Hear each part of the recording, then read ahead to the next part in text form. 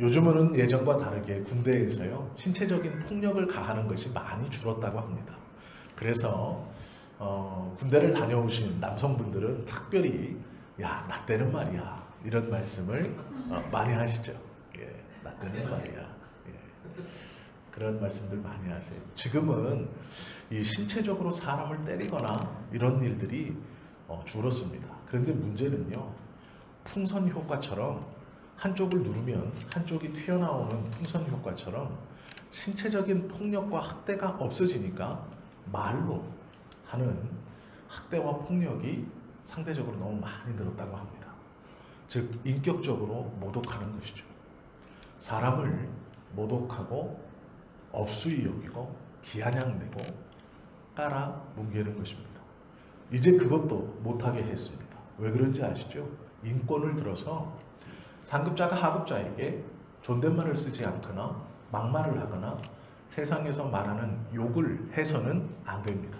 이렇게 법이 바뀌었습니다. 그래서 군 부대에서도 이제는 신체적 폭력뿐 아니라 언어로서 행동하고 보여주는 폭력도 금했습니다. 지금 나오는 문제가 무엇인지 아십니까? 소위 세상에서는 왕따라고 하는 것. 투명인간 취급을 한답니다. 없는 사람 취급을 하는 거예요. 예전에는 말로라도 상대를 해준 것이죠. 이랬다, 저랬다, 이 자식, 저 자식, 똑바로 안 해? 그런데 지금은요, 아예 없는 사람 취급을 한답니다. 신체적 폭력을 제가 옹호하는 건 절대로 아닙니다. 언어적 폭력도 절대로 옹호하는 것은 아닙니다. 그러나 큰 문제가 없는 사람 취급을 하기 때문에 어디다 대고 말도 못하고 누구의 잘잘못을 따질 수도 없고 그 없는 사람 취급을 당하는 피해자는 계속해서 그의 속에서 자신의 존재성을 잃어버리고 내가 정말로 하찮고 아무런 쓸모도 없고 이 공동체 내에서 필요 없는 사람인가, 없어도 아무렇지 않은 사람인가 라는 자괴감에 빠져서 더 극단적인 선택을 하는 경우가 늘어난다고 합니다. 즉 신체적 폭력이 너무 나쁜 것이고 잘못된 것입니다. 어떠한 경우에서도 그것은 옳지 않습니다. 말로 하는 것도 마찬가지일 것입니다. 그런데 사람이 얼마나 악한지 신체적 폭력과 말을 못하게 하니 서로 존중하는 게 아니라 이제는 아예 없는 사람처럼 무시하는 모습이 나타나고 있다는 것이죠. 그 피해는 누구에게 증명할 길이 없기 때문에 어디에다 하소연하거나 고쳐질 수도 없는 이 문제가 군에서 지금 큰 문제가 된다고 합니다. 상대방을 아무것도 아닌 존재, 무의미한 존재, 있으나 없으나 별반 중요하지 않은 존재라고 인식시키는 것은 매우 큰 폭력이며 아물지 않는 상처를 주는 것이죠. 모든 사람은 인정받고 싶어하는 욕구가 있습니다. 아이들이 왜 부모 앞에서 튀는 행동을 하는지 다 아시죠? 그 부모에게 인정받고 싶기 때문입니다. 각인받고 싶기 때문입니다. 각인이라는 것은 어떠한 사물을 보고 그 사물이 무엇인지를 아는 것이죠. 그리고 그 사물이 무엇인지를 아는 것뿐 아니라 그거에 맞게 사용하는 것이 각인입니다. 우리가 빗자루를 보면 우리의 마음에 각인되어 있는 것은 빗자루다. 그리고 그것은 쓰는 것이고 쓰레기를 치울 때도 지저분한 것을 정리할 때도 쓰는 것이다 라고 각인되어 있는 것이 각인입니다. 사람을 보고도 모든 사람은 그렇게 각인되어 있습니다. 목회자를 보면 말씀을 전하는 사람, 예배 인도를 하는 사람, 장로님은 어떠한 지위를 행하는 사람, 어떠한 일을 하는 사람, 나는 이런 일을 할 수 있는 사람. 그러나 스스로 각인된 것을 무시하고 애써 다른 상대방을 없는 사람처럼 취급하는 것, 이것은 받아들이는 사람에게는 자신의 존재 자체가 부인되는, 사람의 본성적으로는 용납할 수 없는 것이죠. 내가 친하다고 생각했던 어떠한 사람이 나를 만났을 때 가장 서운할 때가 언제인지 아십니까? 이름을 모를 때, 이름을 모를 때, 나는 친하다고 생각을 해서 반가웠는데 나는 그 사람과의 만남이 너무 기억이 생생하고 너무 좋았는데 그가 나의 이름을 모를 때, 그때만큼 서운한 적이 없습니다. 저희 어머님이 예전에 한 10년도 더 전쯤에 하셨던 말씀이 기억나요. 구역장을 몇 년인가를 하셨다는데 담임 목사님이 당신 교회 구역장의 이름을 모르셨대요. 그래서 그냥 김집사, 최집사 이러더래요. 그게 몰라서 그랬답니다. 이름을. 10여 년 이상 교회에서 구역장을 한 집사님의 이름을 모르는 목회자 정상입니까? 아닙니다. 목회자가 잘못된 것이죠. 그런데 저희 어머님이 그 얘기를 해주시는 거예요. 그 집사님이 어떻게 느꼈을까요? 자기의 이름을 모르는 목회자. 얼마나 서운했겠습니까? 그 목사가 나를 위해서 한 번이라도 기도했다면 이름을 기억지 못할 리가 없죠. 10년 이상을 구역장으로 봉사했으면 그 전에도 그 교회를 섬겼다는 겁니다. 그런데 이름을 기억지 못해서 김집사, 이집사 라고 하는 것은 큰 문제가 있는 것이죠. 그때 그 느꼈을 실망감이 우리도 직접 당해보진 않았지만 짐작해 볼 수는 있습니다. 그만큼 잊혀진다는 것, 중요하게 기억되지 않는다는 것, 그것은 사람에게 큰 상처를 줍니다. 오늘 본문에 보시면 말라기 이후에 등장하는 약 400년 만에 등장하고 있는 선지자가 등장합니다. 이름은 요한입니다. 성경에 보시면 말라기 선지자를 마지막으로 하나님은 이스라엘 백성들에게 더 이상 하나님의 말씀을 전파할, 즉 받아서 전하는 선지자를 보내시지 않았다. 성경은 기록하고 있습니다. 이 요한은 우리가 세례 요한이라고 알고 있는 사람입니다. 성경에는 많은 요한이 등장하기 때문에 그 요한들과 구별하기 위해서 이 사람이 예수님께 세례를 주었기에 우리는 이를 가리켜 세례 요한이라고 지칭하며 그렇게 배워서 알고 있습니다. 이 요한이 역사의 전면에 등장하여서 이스라엘 백성들에게 하나님의 말씀을 전파, 즉 받아서 전하는, 내 스스로 내 안에서 전했던 것이 아니라 받아서 전하는 선지자의 역할을 감당하는 순간까지 400년이 걸렸습니다. 하나님은 400년간 이스라엘 백성들에게 선지자를 보내주지 않았습니다.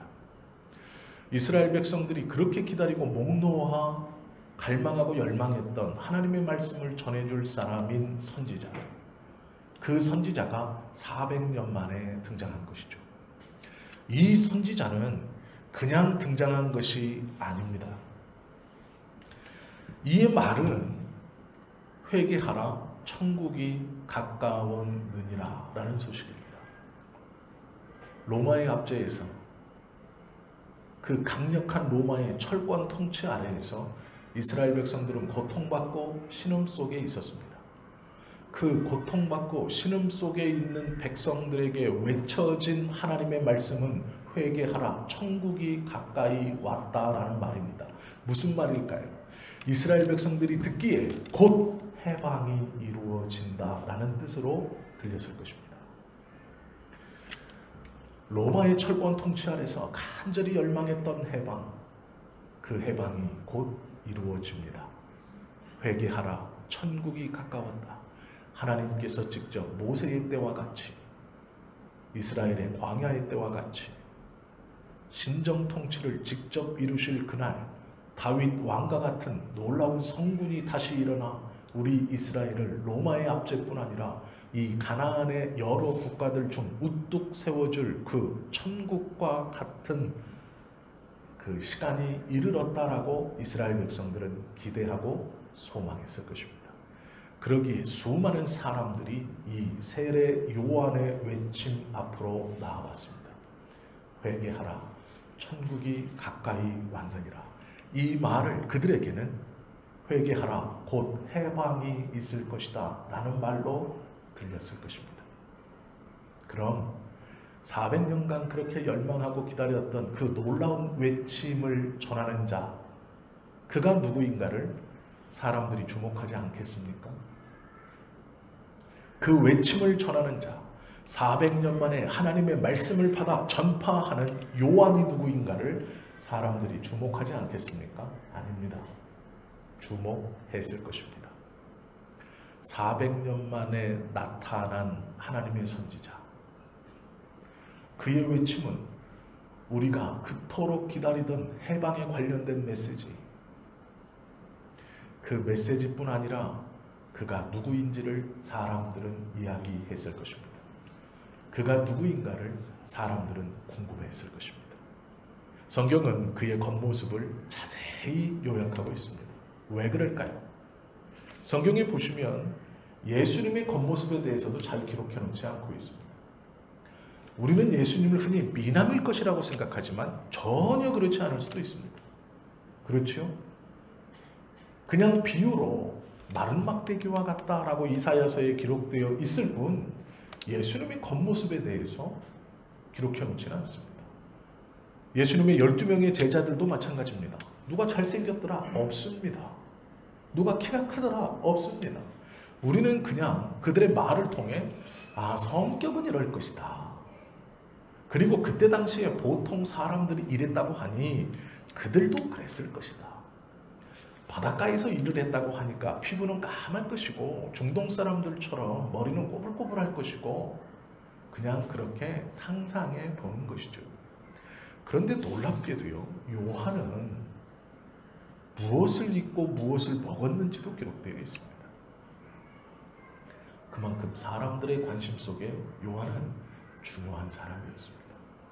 400년 만에 일어난 선지자, 그가 어떻게 생겼더냐, 무엇을 먹더냐, 무엇을 입더냐가 중요했습니다. 놓칠 수 없는 이야기거리 중 하나였습니다. 약대 털옷을 입었더라, 메뚜기와 석청을 먹더라, 그는 광야에 살더라. 그것이 사람들 가운데 이야기에 오르내리기에 충분한 이슈거리였습니다. 왜요? 400년 만에 등장한 선지자였기 때문에 그렇습니다. 그런데 그 요한이 자기를 스스로 가리켜 무엇이라 말하냐면 나는 소리입니다 라고 말합니다. 이 말을 정확히 풀면 아무것도 아닙니다 라는 뜻이죠. 나에게 주목하지 마십시오. 나는 아무것도 아닙니다. 내가 무엇을 입고 다니는 것이 중요한 것이 아니고, 내가 무엇을 먹고 다니는 것이 중요한 것이 아니고, 내가 전하는 그 하나님의 말씀, 회개하라 천국이 가까이 왔느니라. 나는 내 뒤에 오실 온 이스라엘을 구원할 그 주의 길을 준비하며 예비하는 자일 뿐입니다 라고 말하는 것이죠. 이것이 요한입니다. 사람들이 주목했고 그의 메시지는 하나님께 받아 온 이스라엘 백성들의 마음을 감동시키는 메시지였고 그렇게 기다리던 주님의 말씀이었습니다.